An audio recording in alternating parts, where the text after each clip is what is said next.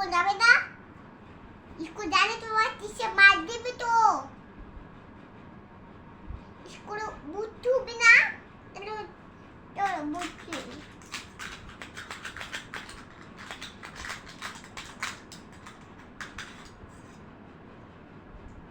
মা খেতে যাবি তো? দাঁড়া।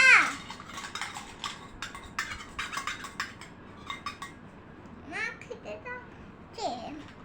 ভাত খা। আমি তো খাবো না। খাও তো।